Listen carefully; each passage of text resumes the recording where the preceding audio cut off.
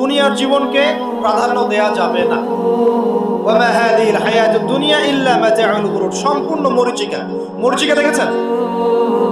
দুনিয়ার জীবন যে কি জিনিস, যারা আল্লাহর পথে পরীক্ষার সম্মুখীন হয়েছে ওরা জানে। মানে কিচ্ছু না, মানে মুহূর্তে আল্লাহ পাক ইহকাল পরকালের ফয়সালা করে ফেলবে। আমরাও বুঝবো, এটা আমরা বুঝবো না এমন নয়। ইয়াং ছেলে রাস্তায় যাচ্ছে, বাইক নিয়ে খুব দাবরানি দিচ্ছে, আছে না?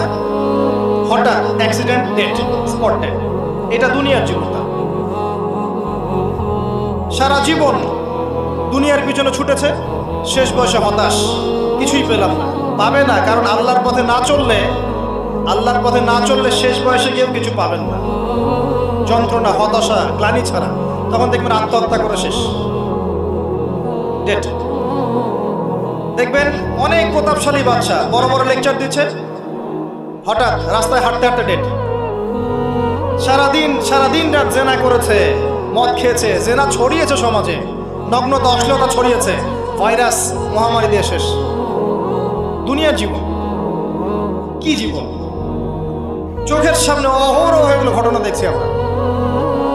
যাচ্ছে খুব সাদা আহ্লাদ করে, বর বিয়ে করতে যাচ্ছে, কার অ্যাক্সিডেন্ট, শেষ, ডেড। কিছু সাহাবী তো এমনও ছিলেন, বদরের যুদ্ধ করতে এসেছেন, হাতের মধ্যে কিছু খেজুর আছে, খেজুর খাচ্ছেন, খোরমা খেজুর খাচ্ছেন। তখন নবী সাল্লাল্লাহু আলাইহি ওয়াসাল্লাম দাঁড়িয়ে ভাষণ দিচ্ছেন যে ওয়াসাবিকু ইলা মাগফিরাতিম মির রাব্বিকুম ওয়া জান্নাহ। ওই যে আয়াতটা আছে, তোমরা এগিয়ে চলো তোমাদের রবের ক্ষমার দিকে এবং জান্নাতের দিকে। আরদুহা কাআরদিস সামাই ওয়াল আরদ, যার প্রশস্ততা আসমান এবং জমিনের সমান। সাহাবী খেজুর খেতে খেতে খেজুরটা ফেলে দিলেন।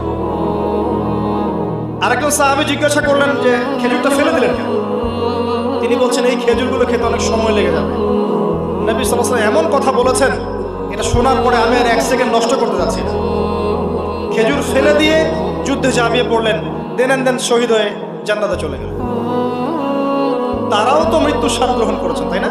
সুমাইয়া রাদিয়াল্লাহু আনহা, আবু জাহেল তাকে নির্যাতন করছে, তার লজ্জাস্থানে বর্ষা ঢুকিয়ে দিয়ে, চিন্তা করতে পারেন, লজ্জাস্থানে বর্ষা নিক্ষেপ করে হত্যা করল।